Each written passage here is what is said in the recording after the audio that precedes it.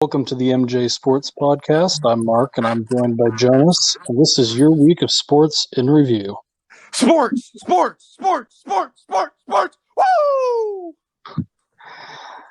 So, Jonas, we just finished up our first week of NFL games. What are some of your early impressions? Well, I would say the first thing that sticks out to me is the freaking Chiefs. I mean, Patrick Mahomes. He just made bank. That 500 mil over the summer, over the off season. So obviously everyone's expecting him to play good. I don't think anyone expected him to not play good. But, the Chiefs look just as dominant as they were last year. And I guess the other thing would be Aaron Rodgers returning to form. That must be nice for you. You're a Packers fan, so I'm sure you're enjoying that. Yeah, I gotta say, it's good to have that bad man back. But yeah, I'll agree with you there. I think everybody expected the Chiefs to be good. I mean, they returned, pretty much all of their starters. This is a team that just looks like they picked up exactly where they left off last year, and that's bad news for the rest of the NFL because Patrick Mahomes has been paid. Clyde Edwards-Helaire looks like he's a real solid addition to their offense as well. Yeah, Damian Williams is crying to himself like, why did I opt out? Right. It's just amazing that they've been able to keep everybody with how close they are up to the cap, but they've got some magic over there in keeping this team together. And I also think Andy Reid is one of the top coaches in the league. That's pretty clear. Unlike his face visor that he was wearing. I know, his freaking mask or whatever it was. Yeah. So I did see that he said he wasn't going to go that route again. And I noticed that I don't think I saw another NFL coach wear one of those visors. So I think it's going to be typical masks for everyone for the rest of this season. Yeah, I don't even know what the visor would be accomplishing anyway, but yeah, it was so funny. Yeah. And then I guess the other thing, the Texans, I can't tell if the Chiefs, obviously the Chiefs are good, but the Texans just kind of look like they're garbage. Like, I know you're thinking having David Johnson as your running back, maybe he's able to provide some relief for that offense, but obviously not having Hopkins anymore is going to kill Deshaun Watson. But yeah, I gotta say that Bill O'Brien, I am not high on him as a head coach or a GM, and you know what, he might be a better coach if he wasn't also the GM. We see that sometimes this doesn't work out when these teams, try to hire somewhat the same person for both roles.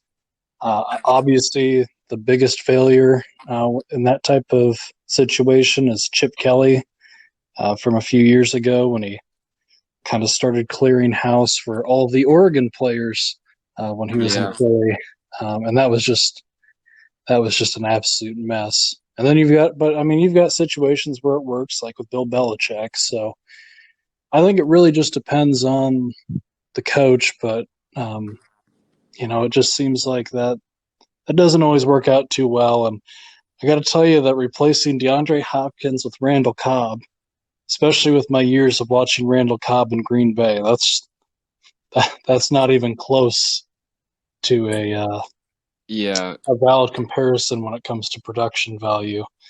So, and Hopkins had a nice game with Arizona. So yeah, talk about one of the several upsets, I guess you could say, from this past week. I thought the Cardinals would be good, but I didn't think they would be able to quite pull off beating the 49ers this, considering it's the first week of the season. But I guess maybe you could argue that, no preseason and, no real game time situations for the 49ers might have hurt them this week. But I don't know. That was kind of a shocking end to me. Yeah, no, I agree. There's a couple. It was interesting to see. I wasn't exactly sure what to expect. Obviously, some teams who have some more veteran players, um, you know, we all knew that they would probably be fine without the preseason. But some of these up and coming teams, that are younger, um, you know, there's no way to know how they're gonna be prepared enough for this regular season. I think the team that looked the most unprepared to me personally was the Browns in Week 1 against the Ravens. I mean, that was not a good game for them. It looked like nothing changed from when they had Freddie Kitchens. It looked like a Browns team that we all remember. And I mean, it's interesting because the Browns last year were the last team in the regular season to beat the Ravens. I think it was like week 4 or something like that. And then obviously they got destroyed the second time they played them. But I mean, I was a little bit shocked that they didn't at least score more than 6, considering they're supposed to have a good offense. But it's kind of, I think this week we kind of, or I guess the Thursday night game between the Browns and the Bengals, you got to see a little bit better offense by the Browns, but obviously they're playing the Bengals, so it's still kind of hard to know where they're going to fall. I mean, I would guess probably in between the two performances, considering the Bengals have a garbage defense and the Ravens have a great defense. But Yeah, well, and going back to that Thursday night game, I think the real headline there, and sure, Baker played a good game on Thursday. Um, I think he was out to prove some of the haters wrong because he took a lot of heat for his Week 1 performance. But Joe Burrow threw the ball over 60 times, and with no preseason, which is something I would never expect. I mean, I know we're in a day where quarterbacks are throwing the ball a lot, but for a rookie who had no preseason warm-up games, had a limited off season. I mean, I mean, you know, their running game couldn't get it going, but still 60 times. I mean, the Bengals are just they're gonna lean on Joe Burrow all year, and clearly this isn't a team that's ready to contend, especially in that division where you have to go through that gauntlet of a Steelers defense, and then you have to put up with the Ravens with their offense and defense. I mean, they're still a couple years away, in my opinion. But I mean, so far, Joe Burrow with no preseason so far. I mean, I've been impressed with his performances. I don't know how you feel. yeah, no, I've been I mean, week 1 against the Chargers, they were a Randy Bullock's cramp away from going to overtime. And then obviously, I mean, one of the touchdowns against the Browns was just garbage time, and that kind of added on some more passing attempts, but yeah, at least he got some yards and a touchdown out of that. But I do think he's been like what the best quarterback draft prospect in the last 10 years, probably, I guess you could say. I mean, certainly better than a better prospect than Mayfield or Murray the last couple of years. So, yeah, I think he's got a good career, and obviously they kind of have to lean on him because their offensive line is so bad. They can't get Joe Mixon going ever because of that, and it's just kind of like a chain effect, I think, as far as that goes. They definitely need to draft some offensive linemen next year. Yeah, I agree. A lot of teams that are going through rebuilding processes seem to always try to draft that franchise quarterback first. And if you've got a guy with the talent and the hype of Joe Burrow, obviously you've got to take him. But I think in the past we've seen that when teams build up those other parts of their offense first. So maybe you do something like what the Dolphins have done and bring in a veteran quarterback like Ryan Fitzpatrick who can run the offense. He's a veteran, he's played all around the league. But then, start to build up some of those other weapons around him because, obviously when you think of the Dolphins, Ryan Fitzpatrick, he's not their future. He'll be Right. retiring. He'll be retiring in the next few years. So, but you start to build that O line up because if you send a rookie quarterback out there, and we've seen it happen time and time again, where there's an absolutely horrible offensive line, you put a rookie out there, and they just have no chance because one, these players are all bigger, faster, and stronger than anyone they played in college. So some of those plays they might have been able to make in college running out of the pocket, they're just not able to, they don't have that quickness. And, you don't really get to build up your skill with that until you start facing them. So when you don't have receivers to throw to, when you don't have an offensive line, it really hurts. And so I think Joe Burrow is going to be fine. I do think that Joe Mixon's a good running back. I just think they've got to do whatever they can to improve that line. I mean, that offensive line is just horrible. And it hurts Joe Mixon, too, because if you can get that line going, then you can get Joe Mixon going. And that'll just open up all the opportunity for Joe Burrow and the wideouts in the future. So I think that's something that we're going to see the Bengals try to build on in the coming years.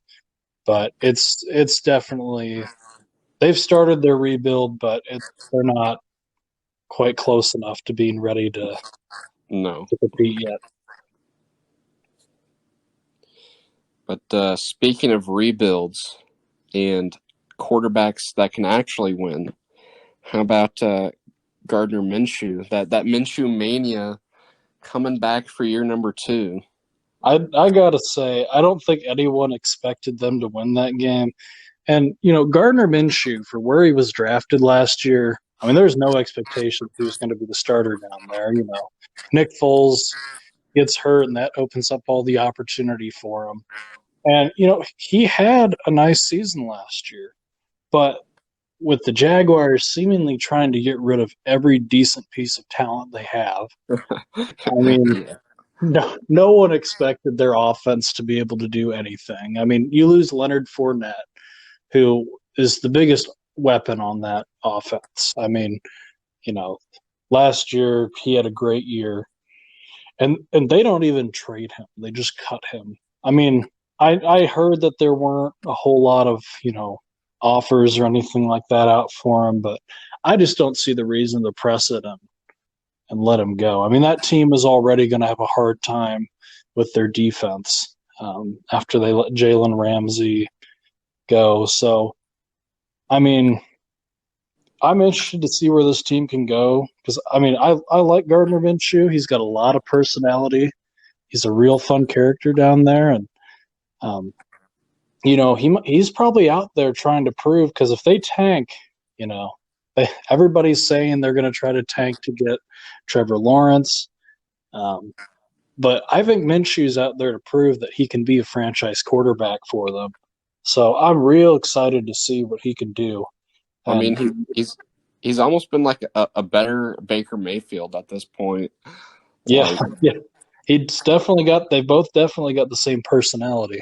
That's for sure. Yeah. So, and I'm also interested to see where, some of those, how their wide receiver position plays out. Because it seems like Jacksonville, they have a receiver who kind of comes out of nowhere, has a good year. That receiver leaves and gets signed to a big contract. We saw it with Allen Robinson, which, now Allen Robinson wants out of Chicago, and personally, I don't blame him. Well, when you have Mitch thrown to you, it's kind of inevitable. Yeah, but I'm interested to see where Chart goes this year to see if he can keep it up because last year he put together a really impressive season. So I'm just interested to see if he's really the real deal at wideout or if he kind of had one of those fluke seasons. I mean, he had a pretty decent first game. I think he had like 40 yards and a touchdown. Yeah. So not too bad of a first game. I did see, because I was saying about picking him up on the waiver wire, there was some guy named Chenault Jr. that caught a touchdown, like 30 yards and touchdown for Jacksonville. Never heard of him in my life. But That's how those that's how Jacksonville does their wide receiver group. It's just a bunch of nobodies that end up performing well. So I gotta say, another big surprise for me from week one was the Washington football team pulling out a win against the Eagles. the I mean, football team, I mean, I, it's about time they got a win. yeah, well, and I think this just shows how vulnerable the Eagles are because their offensive line. I mean, poor Carson Wentz back there just didn't have a chance to do anything because that offensive line is just horrible.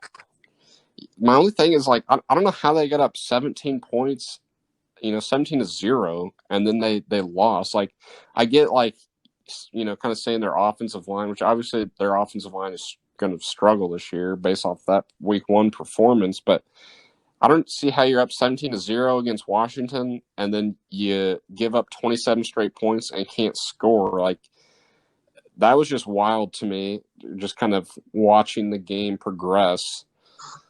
I agree, and I think a lot of credit's also got to be given to Ron Rivera.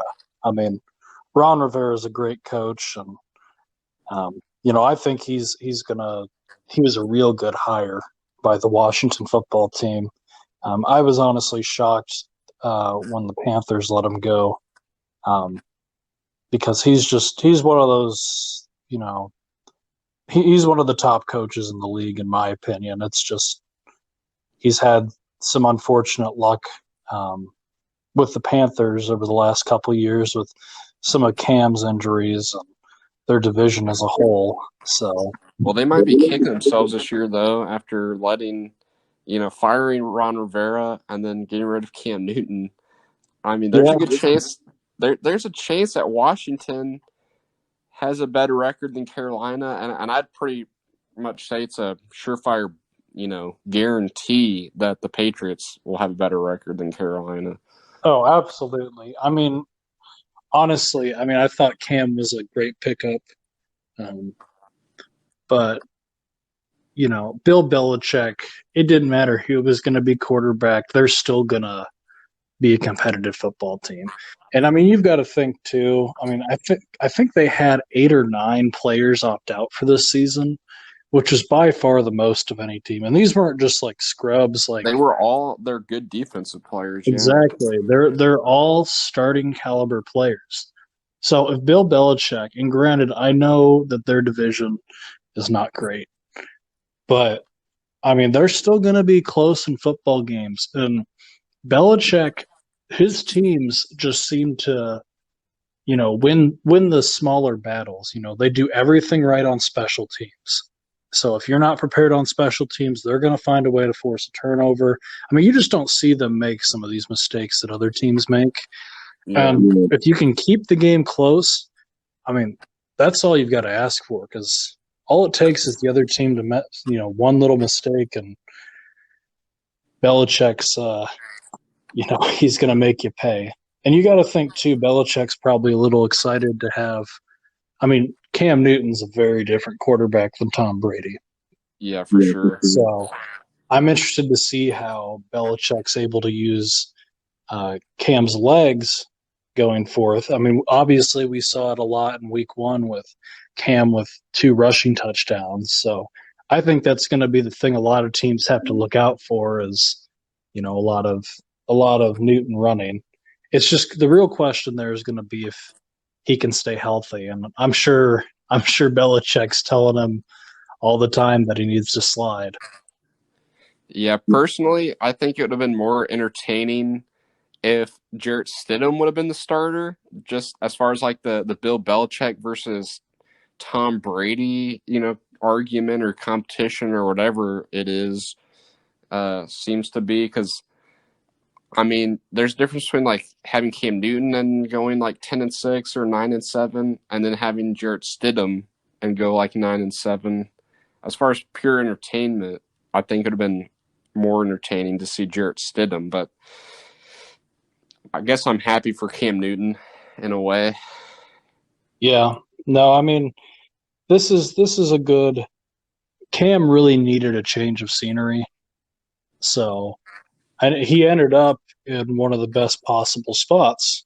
Um, I saw that the Bears expressed interest, but the Bears weren't going to promise him a starting job, and that's all Cam wanted. That's why he signed for so low.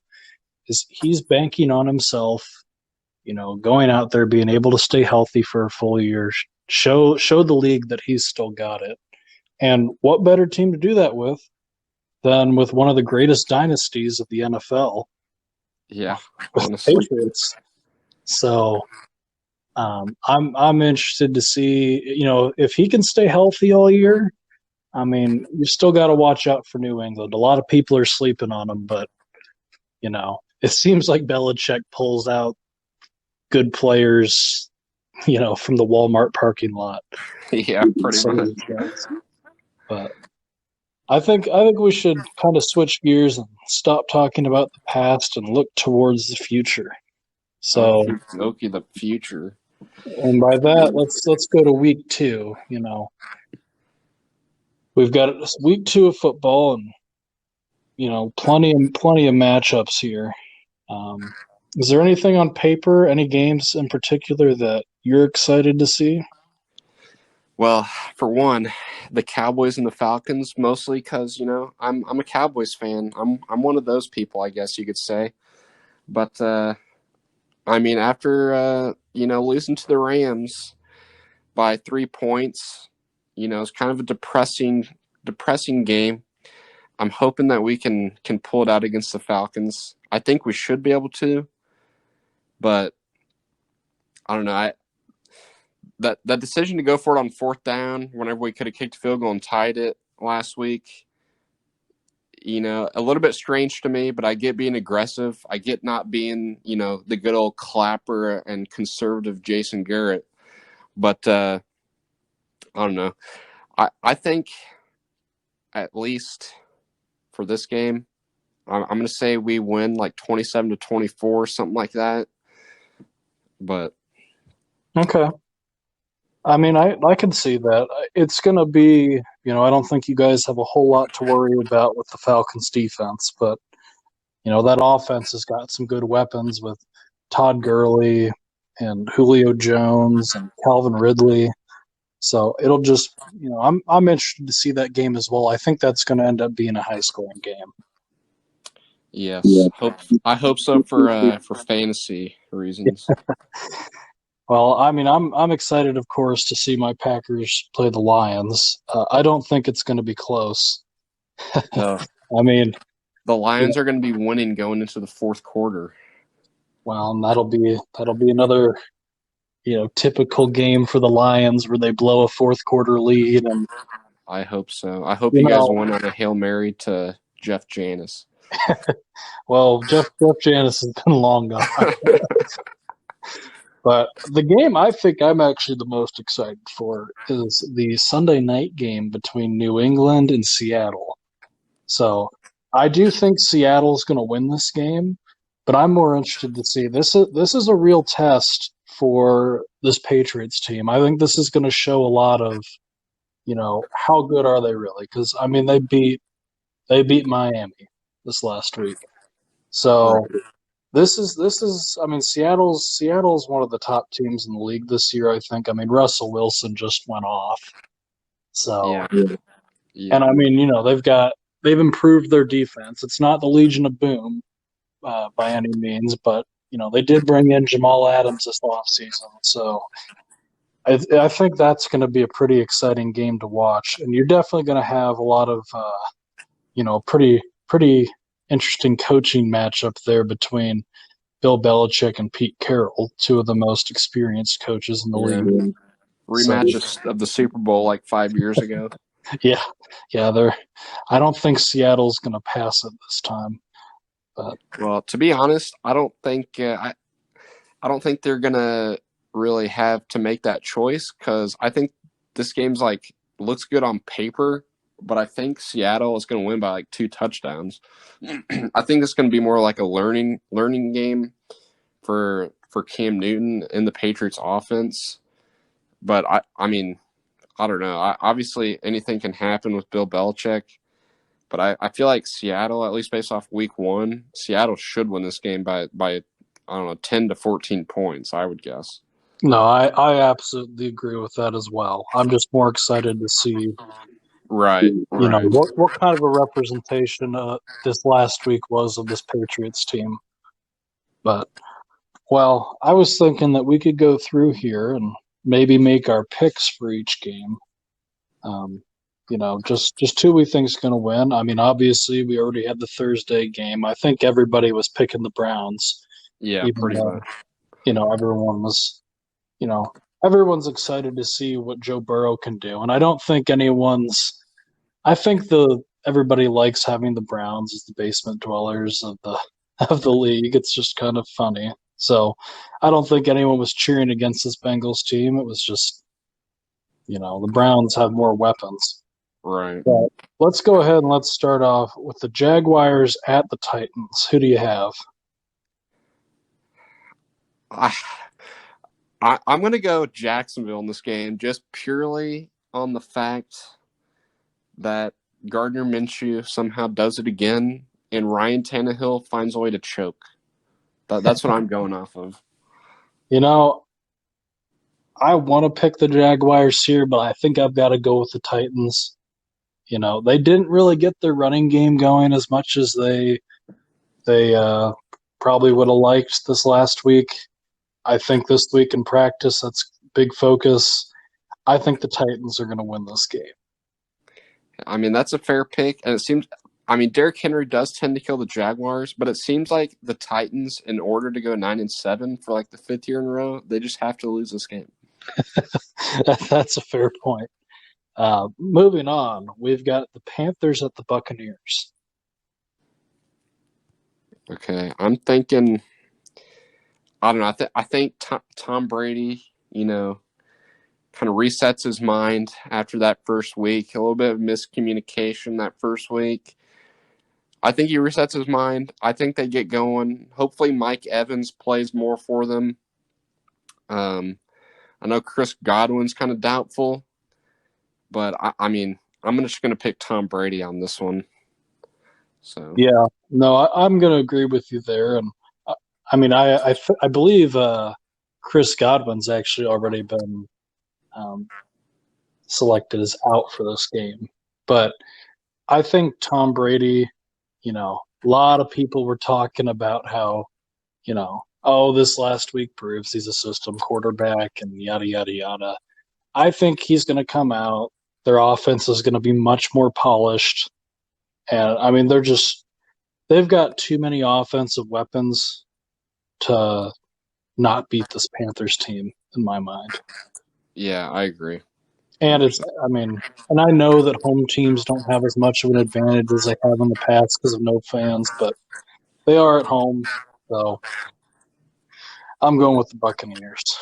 Um, but next we've got the Broncos at the Steelers. And I'll tell you, I'm picking Steelers hands down in this game. I mean, that Steelers defense is just way too good.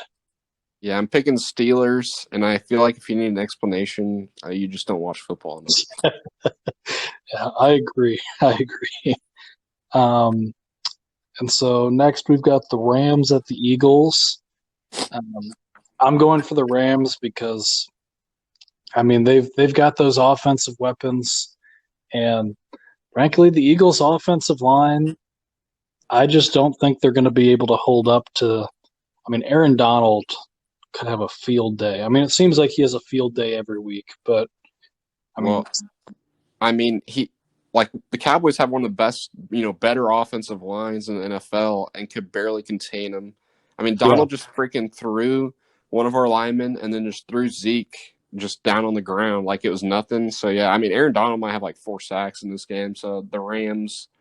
And, I mean, I think Sean McVay, at least against the Cowboys, it looked like, they looked a little bit more scripted. But I almost think with Jared Goff, like you almost have to be a little bit more scripted than say like Aaron Rodgers, obviously.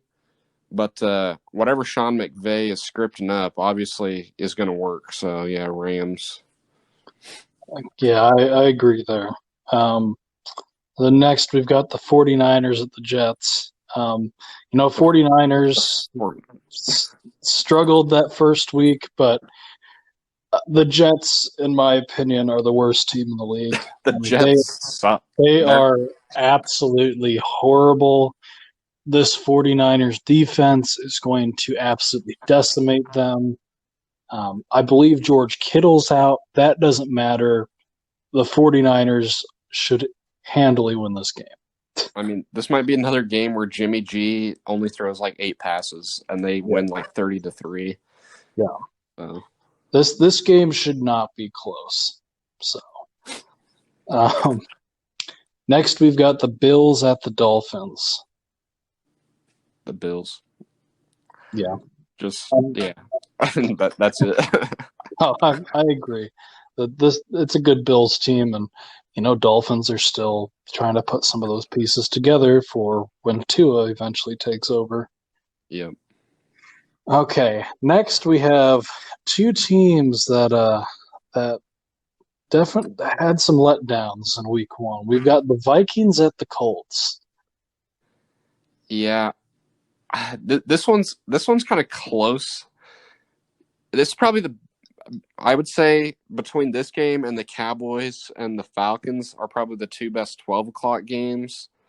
I guess you could say Rams and Eagles too, but I'm going to go with the Vikings just because, I mean, Philip Rivers and the new, Colts system, I mean, he already tends to throw interceptions. I don't know. I trust the Vikings more in this one. Yeah. No, I agree with you. I think this is going to be a close game. But I do have the Vikings winning this one. The only concern with the Vikings is, I mean, last week, I mean, Rodgers just picked their secondary apart. I mean, it's all young players in their secondary. And, I do think they'll be better this week. I mean, Mike Zimmer is an excellent defensive coach. I think they're going to be better prepared for this week. And obviously, Philip Rivers he's not Aaron Rodgers. So, and I think as long as they can get Kirk Cousins going early, they should be able to win this. Yeah, I think the Vikings offense is good enough to, if their defense is kind of leaking a little bit, I think their offense is good enough to keep them in the game and win the game. So, yep. Next, we've got the Lions at the Packers, and I'm a Packers fan, and I mean, I think the Packers should win this one. We have had some close games against Detroit the last couple of years, but if last week was any indication of our offense, we're going to win this game pretty handily. Yeah, I'm just taking Aaron Rodgers. I mean, yeah. So next, we've got the Falcons at the Cowboys. All right, I stated my claim for the Cowboys already, even though there's obviously a chance that we lose because we tend to choke. But nope, I think I have the Cowboys in that game as well. We already talked about that a bit, so there's not much more to say. Yeah. This next one, the Giants at the Bears, could be an interesting game. The battle of probably two quarterbacks who are going to be out of the league in the next 5 years. Yeah. Boy, this is a tough one to pick in my mind. It's going to depend a lot on which Mitchell Trubisky shows up because he's so inconsistent. Oh boy. Well, I'll give you some some little driplets of what I think here before you make your decision. I think the Bears defense will be good enough to stop Daniel Jones. Saquon Barkley, I don't know who abducted him at the beginning of last season and dropped in a fake Saquon Barkley, but he just looks god awful right now. So I just think the Bears defense can carry long enough for Mitchell Trubisky to make like 3 decent passes and for David Montgomery to run like 3 yards into the end zone, like maybe once in this game so that they win. But I think it'll be low scoring, like maybe like 13-7 or something like that. I think I'm going to go with the Giants. Ooh. This is a good Bears defense, but the problem that the Bears defense has had is their offense has been so bad over the last couple of years that they're on the field all game. So it doesn't matter how good your defense is if they don't get long enough break. I mean, That's eventually, fair. and you can't say that. I mean, there's no way that Saquon has another performance like he did last week. I mean, he's just too talented of a running back. So if they can wear down that Bears defense, I think the Giants are going to win this game. But I agree. I think it's going to be a relatively low scoring game. Bold Um, pick, but I like it. Next, we've got the Washington football team at the Cardinals. I mean, as big of a surprise that the Washington football was last week, I got to go with the Cardinals. I just think the Cardinals they're a good team. Yeah, I think it was more of like a fluke for Washington than anything else. So I'll agree. I think adding DeAndre Hopkins, is going to help their offense. I mean, they already have Fitzgerald and Christian Kirk. So I think, they're just going to continue to build on last week. It'll be big if they can start 2-0. Because, I don't know, the extra wild card spot, the NFC West might pull every single wild card. There's a chance. That's true. Yeah, I mean, this Cardinals team has got too many offensive weapons, so I think they'll pull this one out by a pretty decent margin. Um, but next we've got the Chiefs at the Chargers, and the Chargers they won, but They got lucky. I think they're going to get absolutely blown out by the Chiefs. I mean, Oh, yeah. no offense to Tyrod Taylor, but I think this Chiefs team is going to just throw all over them. I wonder what the betting lines on the Chiefs going like 19-0 are. I feel like it's got to be higher than normal. It's probably true. It's probably true. And then next we've got the Ravens at the Texans. The Texans they're not doing it for me this year. And they're playing the Ravens. That's just a double downer. So Ravens on that one. Just Ravens, too good of a team, obviously. Yeah, I mean, it's a tough they have such a hard schedule starting out the year against the Chiefs and the Ravens. So, but the Ravens they're going to win this game. They're too good of a team not to. So, and then we've got the Patriots at the Seahawks. We talked about this one a little bit earlier. I think the Seahawks are going to win this game. Yeah, we both were saying the Seahawks by probably 10. Yeah. Yep. And then on the Monday night game, we've got the Saints at the Raiders. I'm going to make a bold pick and say Josh Jacobs carries the Raiders once again to victory against the Saints, who don't have Michael Thomas this week, I believe. I think I saw that somewhere. But I don't know. I think the Raiders are going to surprise some people in this game, and the Saints might be a little bit cocky after beating Tom Brady last week. So, Yeah, this is a tough one for me. If Michael Thomas isn't going to play, I mean he's Drew Brees' favorite target by a long shot. So, I think I've almost got to agree with you that and I do think this Raiders team is better this year than a lot of people are going to give them credit for. So, I mean, Josh Jacobs is a great weapon to have on offense. So, and it'll be interesting to see how Henry Ruggs progresses throughout the season as well. He showed some couple flashes during that first week. Yeah, So I mean maybe he can be a real weapon for Derek Carr and add yeah, another dimension to this offense. I think he should get open at least like 2 to 3 times a game for some deeper passes. I mean, it's pretty much like Tyreek Hill as far as play style. So Yeah. And then we'll go ahead and let's. What do you think? What are your thoughts on this upcoming Thursday night game? We've got the Dolphins at the Jaguars. man, am I really going to say the Jaguars are going to start 3-0? Because that's what I'm saying. I'm that saying the is Jaguars are starting 3-0, I guess. that is what you're saying, and I mean, I think the Jaguars do. I mean, it's hard to tell because going off one week. I mean, who knows how the Jaguars will look this week? But I do think that Minshew mania is going to lead them over the Dolphins. Yeah, I don't think they would lose. Yeah, I mean they obviously I think they could lose this week, but I mean I don't think they would lose against the Dolphins. But you never know.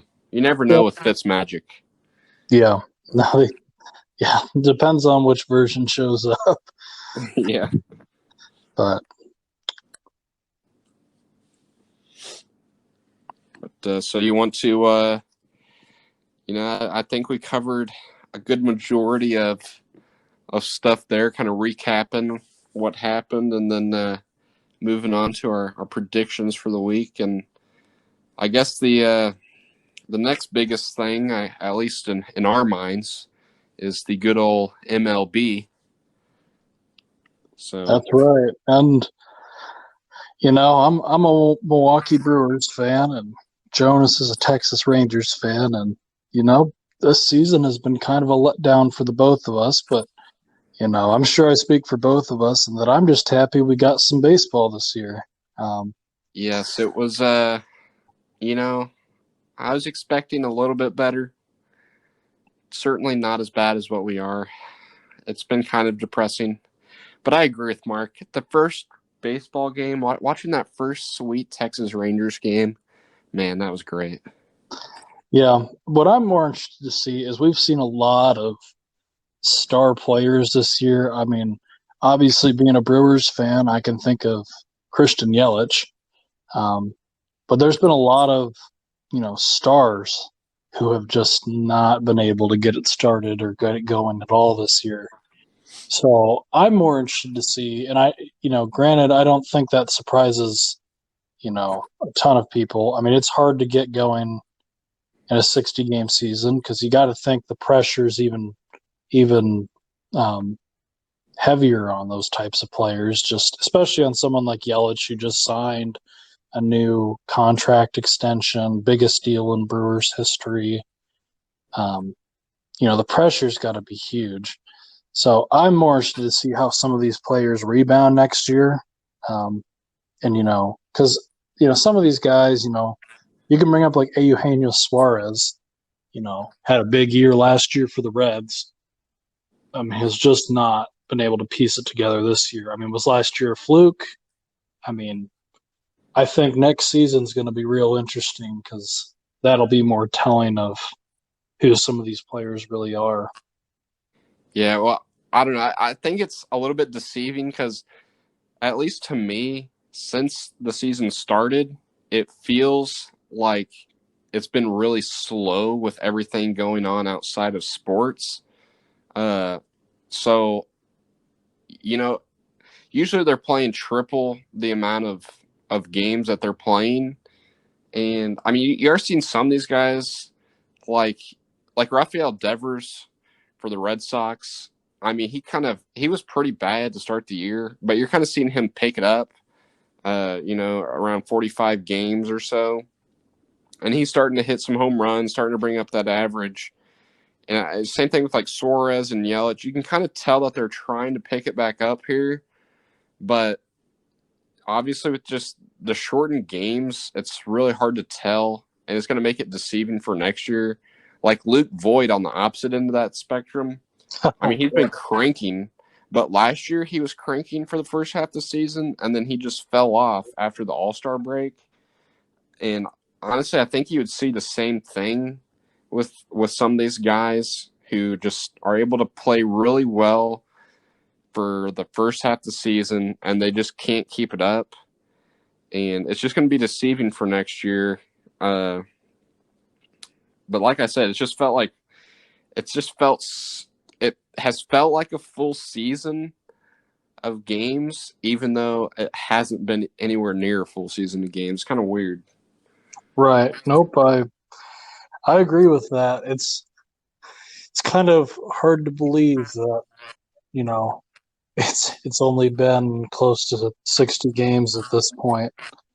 And coming up here at the end of the season, I mean, we've got some, it's not as tight in the AL for the wild card race because they did expand the playoffs, but in the NL, it's a pretty close race to see who's going to get those final spots, and especially in a division like the NL Central, where that number 2 spot is still completely up for grabs.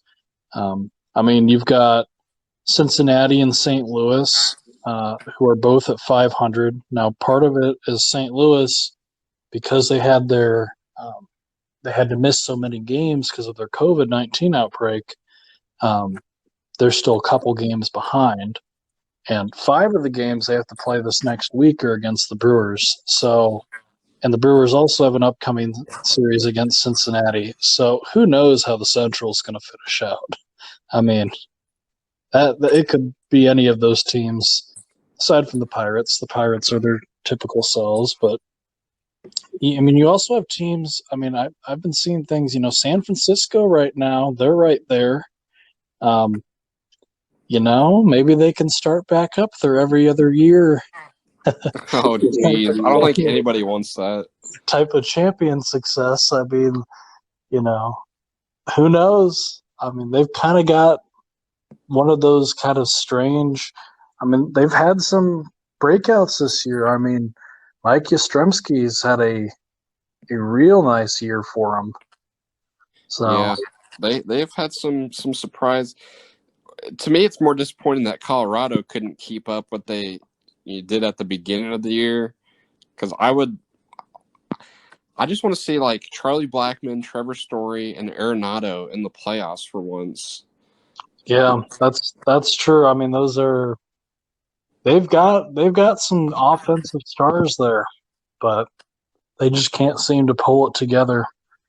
And then you've also got Washington, the defending champions who are unfortunately not going to make the postseason this year. Uh, I right mean, now they're currently at 19 and 30. So, I mean, they were lucky that they got one fully healthy season from Strasburg because look what it did for them. But obviously, I mean, just relying solely on Max Scherzer, who just keeps getting older. I mean, I don't see them. I really don't see them being competitive again until they do like a rebuild. yeah, I mean, and they lost some talent, over this last year. And obviously, like Howie Kendrick, he's going to be retiring here pretty soon. I wouldn't be shocked if he retired this offseason. I mean, they've kind of got a lot of players that, have been with them for a long time that are kind of coming close to retirement age. And they're going to have to make some decisions here. I mean, they're going to have some pretty solid pitching. They've still Yeah. got Scherzer and they've got Strasburg and they've got Patrick Corbin if he can stay consistent. But from there, I mean, this is a team. I mean, they have Juan Soto, who's one of the young stars of the game. I mean, Yeah. it's hard to believe how good of a player he is.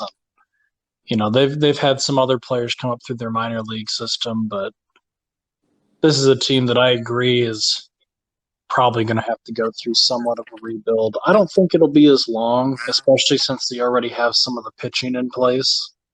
And usually that's the hardest thing is to Yeah. find a consistent, you really need to find that ace. And then after that, if you can get three consistent pitchers in your rotation, you're starting to look a lot better.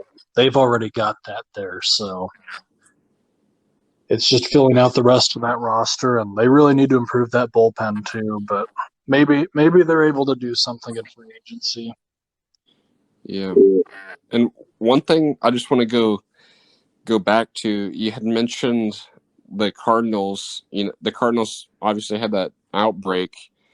Like the Cardinals and the Marlins, the two teams that had to miss the most games. I was kind of curious just as to what I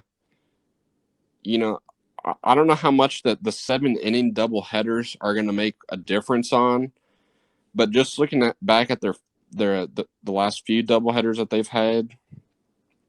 So, and they're all 7 innings instead of 9 innings, right? So 4-2, they win 4-2 against the Cubs, 5-1 against the Cubs. They lose 7-3 against the Twins, but then they win 6-4 against the Twins.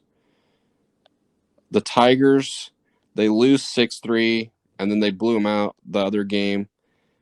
They lose 2-1 against the Brewers, but they then beat you guys 3-2.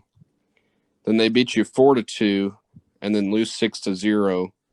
Then the Pirates, they win 6-5, win 7-2. So that's the last bit of from September. That's been their double headers, and they've won more of those than they've lost, I think, at least just from recollection and looking at it. I wonder how many of those close games would have been changed if they were still 9 innings. Yeah, I mean that's definitely something to think of too. I mean, it's hard to know because obviously we've never seen anything like this in any professional sports season. So, um, I mean that's just something that you've got to ponder about. Because I mean I was thinking about that the other day because you know Brewers have to play so many. I mean we have to play 10 games against the Cardinals in 2 weeks while also playing our other series. So. Because I mean, you guys played 4 double headers against them, and you won one of those that was close, 2-1, and then you won 6-0. So I mean, I'm assuming they probably wouldn't be able to catch up from 6-0, but the two that they won were 3-2 and 4-2. So I think those three could have. I mean, they could have swung in Well, any direction. and part of this too is, they've got so now in extra innings, you start with a base runner on second. So in a 7 inning game, a couple of these games have gone to what's extra innings in the eighth inning. So I mean that's how we lost one of them is, um, which I mean I'm a little. There's thing I do. I mean, this rule definitely does make it interesting. My issue with it more so is, and I believe Trevor Bauer brought this up earlier in the year, or it might have been Mike Clevinger. I think it was Mike Clevinger after the Indians lost in extra innings, was that you can win a ball game by scoring that runner from second without getting a hit in that inning. So, I Yeah, mean, I've been thinking about that. I think personally, if they keep this rule that whoever's pitching, if that run scores, it should be like an unearned run, and the pitcher shouldn't be tagged with a loss. that's interesting. I haven't thought about that. I don't. Um, Yeah, I don't. I was thinking about that like a couple weeks ago, just to myself. so my thought on it has been is next year we go back to 9 inning games. Um, for this extra run rule and extra innings, would you still want to have that implemented at the 10th inning, or would you maybe? Because my thought has been, you know, because the majority of extra innings games don't go to like 18 innings. And I know that's what some of the idea was behind is Manfred doesn't like these long games. And, watching an 18 inning game is that's a lot of baseball. I love baseball, but that's a long night. Yeah. My thought is maybe implement it a little bit later. So maybe instead of implementing in the 10th inning, you implement it after the 12th or something like that. Still give it Yeah. a chance to let the game progress naturally. But, at that point in the ball game, you're starting to get to the point where it starts to affect teams longer than just this game. Because if they have to go that deep into their bullpen, that affects them more in the upcoming week. And depending on how deep they are in their bullpen, they might not be able to shuffle some of those guys as much as some teams do. So, what are your thoughts on that? Yeah.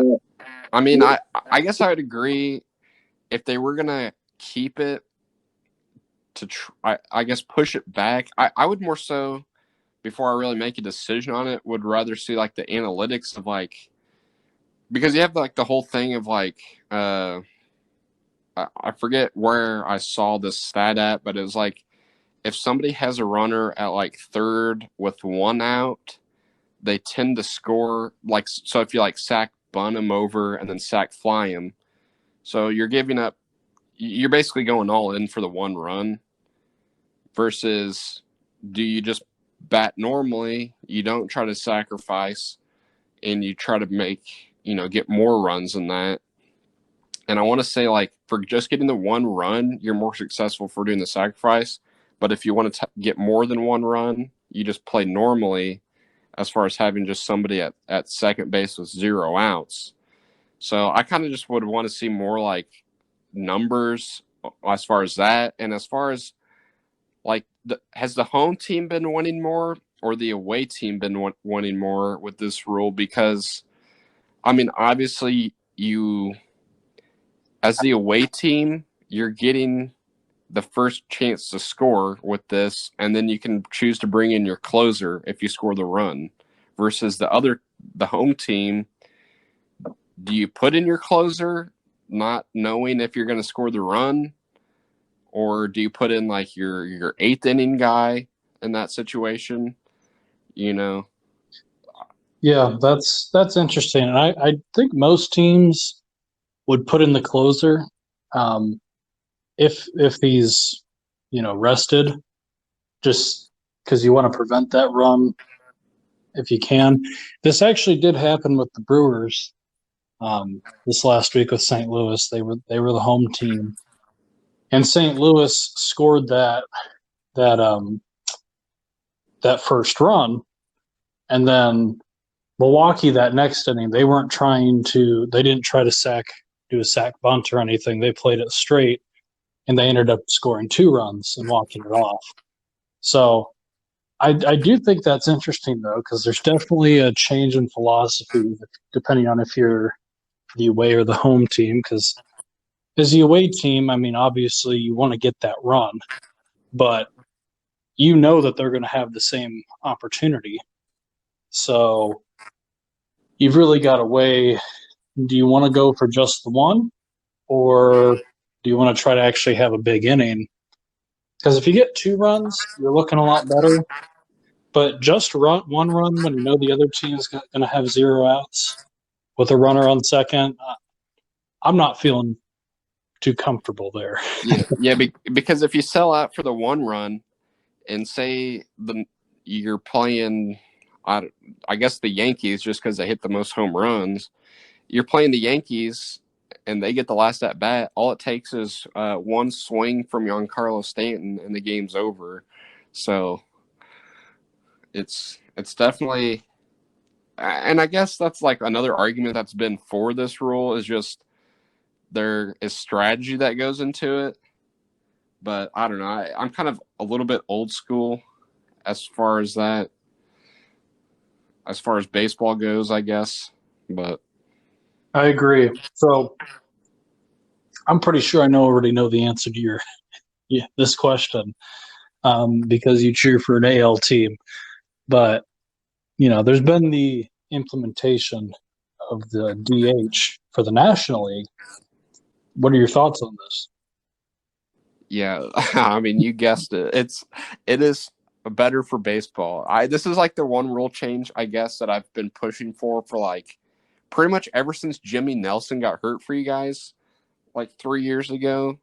I've just been like, what's even the point of having pitchers bat? Like, yeah, you have like Bumgarner and I don't know. I guess Adam Wainwright can hit a home run every once in a while, Well, and but you get to see moments like Brandon Woodruff homering off of Clayton Kershaw in the playoffs. But yeah, yeah, I mean, it makes for special moments like that. But to me, it's more entertaining over the length of the season and the playoffs to actually have like your 9 best hitters, not your eight best hitters, and maybe a special moment. I don't know. That's my philosophy. Just because, I mean, I'm trying to think of like some of these NL teams.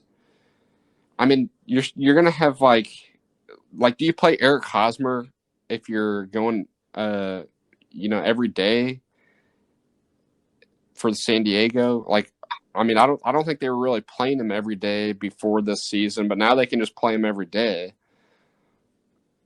yeah, that's true. I mean, I'll tell you where I'm at. I've grown up watching the National League my whole life. I would say before this season, for the most part, I've I would have always said, you know, I like that fact that pitchers hit. Um, but after this season and after watching it and dealing with things like Jimmy Nelson going down, obviously, um, I think now I am pro DH in the NL going forward. You also got to think like starters now might be given a longer leash because you would see teams if the game was close, the sixth or seventh inning, depending on what the pitch count is, they would pull their starter to try to get a pinch hitter to get the inning going.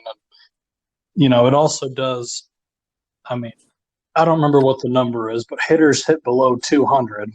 Obviously, I mean they're not the overwhelming number of pitchers is not a good. It's not good hitting. It's relatively ugly.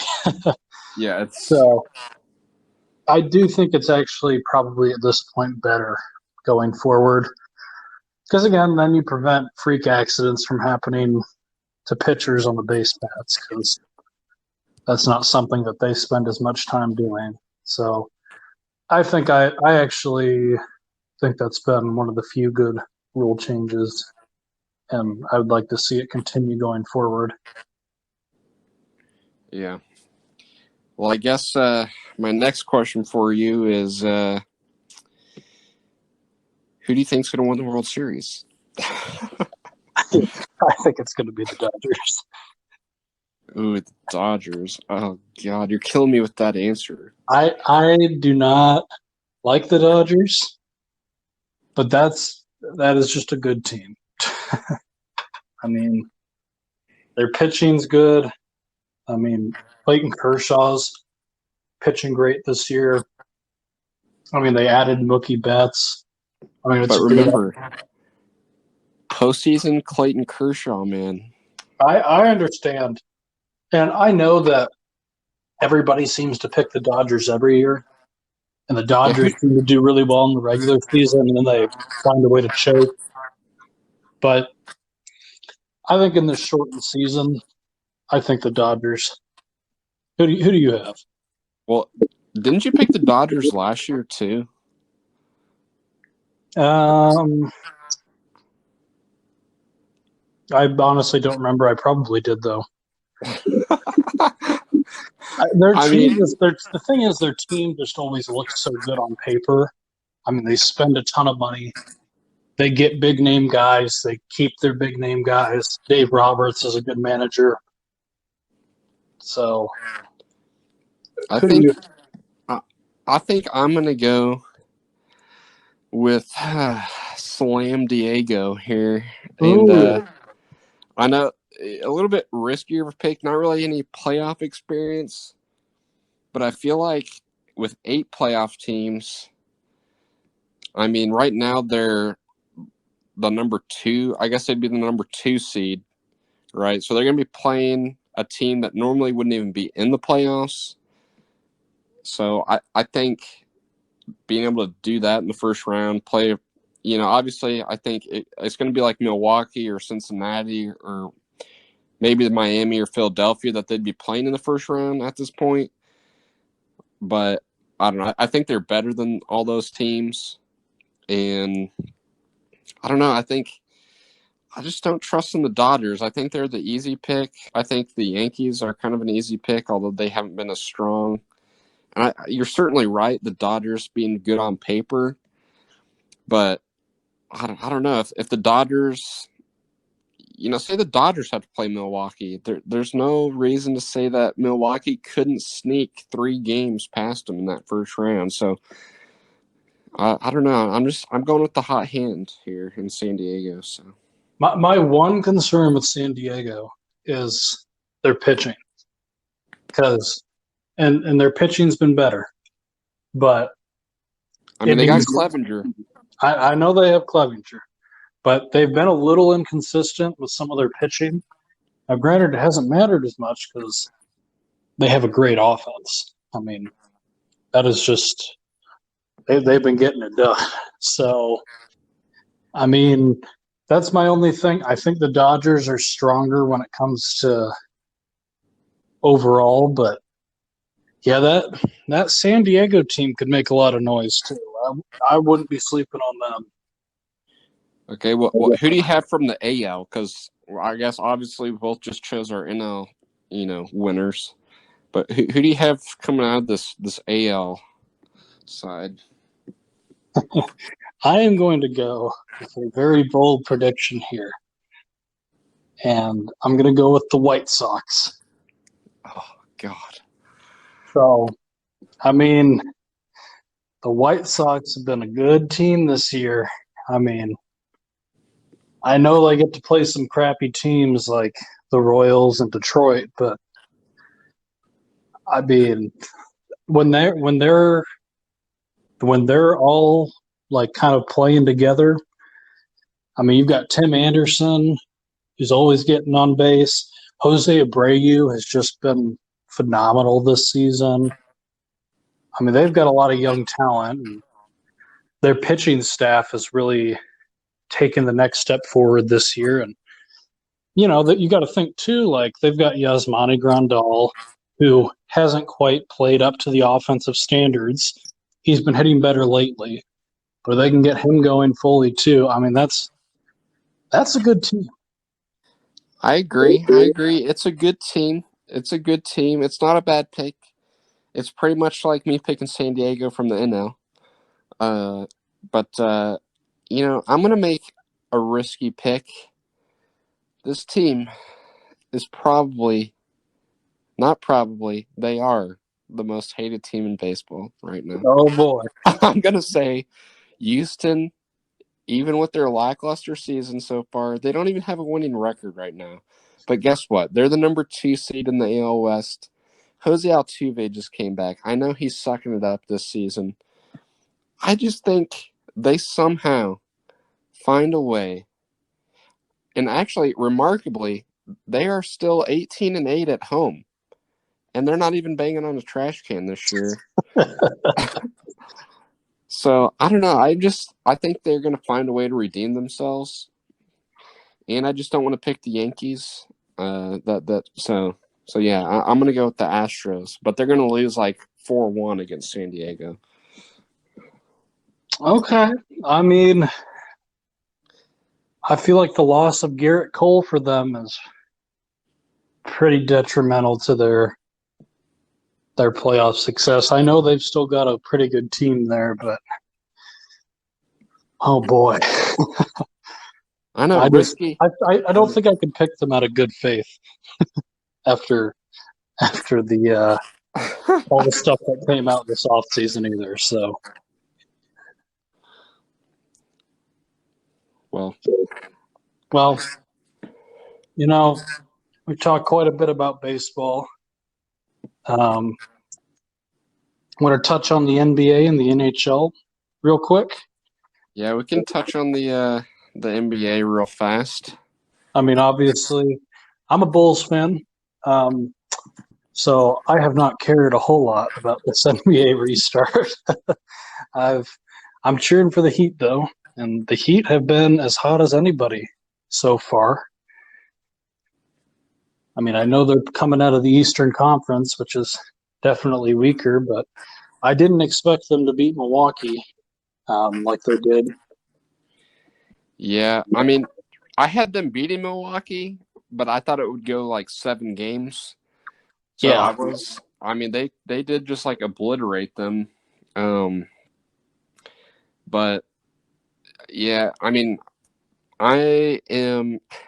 I guess I'm technically will affiliate myself with the Spurs, but I also cheer for the Mavericks, and I also cheer for whatever team Kawhi Leonard is on because he used to play for the Spurs. I know a bunch of Spurs fans hate Kawhi Leonard, but I'll cheer for him. I also like the Raptors, just going back to the Chris Bosh days. So, but yeah, this has been a weird. I mean, Phoenix going 8-0 in the bubble, not even making the playoffs. I mean, that was a wild story just to start. And then, obviously, I guess the most surprising thing that has happened is the Clippers being eliminated by the Denver Nuggets. Did you watch very much of that series? I didn't watch a ton of it. I would usually tune in the at the end of the game just to see if anything would happen, but I didn't follow it too closely. Yeah, I mean, I pretty much basically my whole strategy for the NBA has just been I'll turn on the fourth quarter because usually the first 3 quarters mean absolutely nothing. So, Yeah, but I mean, after game, I mean, they got up 3-1, and I was thinking, okay, Denver wins another game, and then the Clippers win game 6, and we get the Clippers versus the Lakers, which is what everyone wanted to watch. And I don't know. I guess Denver just has to get down 3-1 in order to win a series. yeah. I don't know. Well, they've got a tough test up right now, um, playing the Lakers. So, I mean, this Lakers team. I mean, they're going to be tough to beat. They got a lot of veteran talent. I mean, Anthony Davis is getting it done for LA right now. I was looking and he had a better game than LeBron, but I mean, you can't sleep on playoff LeBron either. I mean, I'm not a huge LeBron fan personally, but gotta respect what the guy can do as a basketball player when he needs to do it. So, Yeah, I mean, actually, I think Anthony Davis has been better in the playoffs than LeBron has been, but I mean, obviously, you still need LeBron in order to get where they're at. So yeah, you can't really discredit LeBron, but I don't know if he's like I don't know if he's better than Anthony Davis at this point. At least for looking at just purely the stats. I don't I know what you think, think about that. I think they're playing better as a team. And so they're not necessarily running their offense 100% through LeBron. Um, LeBron has got, Anthony Davis is a huge weapon. So I think that's been part of it is this team hasn't been forced to lean on LeBron as much. Because I think LeBron can and will step it up when a team is, leaning on him. That's what he had to do in Cleveland. Um, Right. that team wasn't the Heat. That was part of the reason the Heat were so successful during those years. Is you had Dwayne Wade and Chris Bosh. I mean, the big three. That's kind of you know where that really became a huge deal. Is LeBron could still take over a game, but you also had those accompanying pieces that could step up when needed and could draw some of that attention away from LeBron. And I think that's part of what Anthony Davis has been really good about this year is, you know, he's been able to force them to play a more balanced attack. So, because teams are still going to guard LeBron, they're gonna focus up on him, more probably. But Right. you can kind of switch between the two because if a team chooses to cover LeBron more, because you can't choose to just cover both of them. You're not going to be able to play defense at all if you choose. You can kind of focus in on one player. So if they choose LeBron, AD steps up, and if they choose AD, LeBron steps up. And I think you'd rather try to force AD to step up than force LeBron to step up. Yeah, Just I would agree, and I actually think the Lakers got better after going into the bubble because like Avery Bradley opted out, and then I think somebody else opted out, but I forget who it was. But then they ended up getting like Dion Waiters, J.R. Smith, and then Rondo came back from injury. So I actually think I don't know why everyone was so high on Avery Bradley because personally I think he's kind of a just I don't know. I just don't think he's very good. Um, but yeah, like you said, like just looking at the stats, LeBron played 31 minutes and had only 15 points, but 12 assists to go with that. Anthony Davis played 33 minutes, had 37 points, 10 rebounds. So at least looking at the stats, I wasn't able to watch the game, but it was a blowout. Anthony Davis looks like he can step up whenever the moment calls for it. yeah, yeah. So I guess to move things along a little bit, what's your finals prediction? Um, I don't know. I originally picked the Clippers to kind of, narrowly beat the Lakers. And then I actually picked Toronto, and Toronto was close to beating Boston. But I guess now, I don't know. I don't see any way the Nuggets could possibly win the series. Like, if they get down 3-1 again, is there really any way that they could come back 3-1 again, and this time against LeBron? So I don't know. I think the Lakers just are rested. They haven't had to play more than 5 games in the first 2 series. So I think they easily get past the Nuggets. And I guess I was cheering for Boston, but I guess Miami is going to win. They've won 2 close ones. And I don't know. I guess Jimmy Butler's experience is really just doing him favors. So I guess I would have the Lakers versus Miami. And then I don't know. It's going to be a barn burner. I'm cheering for Miami, but I think the Lakers are going to win. I don't know. I just think they have the best. I mean, you have LeBron and AD. I don't know. I just think it's inevitable that they win, especially kind of the whole like theme, like Kobe, his death, and then all the celebration for him. I don't know. I just you can say the NBA is rigged or whatever, but How many games do you have? so I'll say they win 4-1 against the Nuggets, and then Miami probably wins like 4-2, maybe 4-1, and then I'll say 4-2. The Lakers beat Miami. Yeah, I'm going to agree with you on that one. I I'm cheering for Miami. I love Jimmy Butler, and I think they make it, but I just don't think they're Jimmy. But the thing is, if they make it to the finals, Lakers are going to do whatever they can to stop Jimmy Butler. And Jimmy Right. Butler's a great player, but I mean it's going to be hard. I think that this Heat team's a scrappy team. So I do agree. I think they take 2 games, but I just I think Lakers 4-2. And I don't know, like you said, like if they stop Jimmy Butler, can Dragic and that Tyler Hero and like Bam Adebayo. Can those like three guys step up?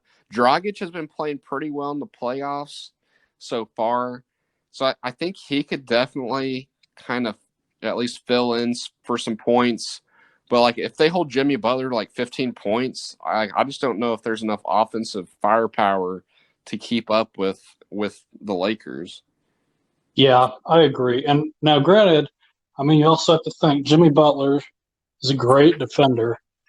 Um, that's something that you can't take for granted nowadays, having a good offensive player that also plays great defense. So you got to think that he's going to be matched up with LeBron. Um, LeBron's going to have a little bit of a height advantage there, but I mean, in Jimmy's time with the Bulls, they'd commonly play him there, and Jimmy's got some good size to him too. Would So you I say mean, that would you say that Jimmy Butler has done as good of a job guarding LeBron as like Kawhi Leonard has in the past? mm, it's hard for me to say because it's been a little while. Jimmy's hasn't been with the Bulls last couple of years, so and the Bulls haven't, frankly, had to worry about playing LeBron in the playoffs uh, for a while because the Bulls are just awful. Um, I don't know. I mean, Jimmy's done a good job. Jimmy's always been, no matter what his matchup is, he's always done good. I mean, he's going to do as well as he can against LeBron. I mean, LeBron's still you're not going to be able to completely shut him down, but Right. I Which they're mean, going to the Nuggets and the Heat, or I guess Boston could still make it. You're going to have to guard LeBron and AD because if you choose to double team them, I mean, like the Clippers against the Nuggets, they were double teaming. They for some reason they chose to double team like Jamal Murray the first couple of games, uh, and then Jokic was killing them, and then they were like, oh, I guess we'll just double team Jokic, and then he was just passing the ball to whoever was wide open. So at least based off the Clippers' very poor last three games against the Nuggets, I don't think there's any way you can just double team either LeBron or AD and expect to win. You're just going to have to find a way to guard them effectively with one player and give them. I don't know. I guess give AD open threes. I guess. I mean, that's probably the weakest part of his offensive game. yeah, no, I agree. I mean, it's going to be you're going to have to contest everything. I mean, just no open shots because they will kill. I mean, AD and I mean, I like you said. I mean, let AD. You probably have to let him shoot the three. Play it conservatively. Just guard that rim. But you can't be giving LeBron open shots. Um, yeah, I mean, they're not gonna. I think they know you can't double. It's just I'm more concerned with the Heat playing the Lakers guarding Anthony Davis than I am LeBron. I think Jimmy's gonna do well enough for guarding LeBron. It's gonna be whether they can keep Davis in check, and I Yeah, just don't think they. I don't think they can. yeah. There's one other question that I want to ask you about the NBA, and it's just because I love to hate Russell Westbrook. But do you think Russell Westbrook stays on the Rockets? And do you think he's actually even any good? Oh, that's tough.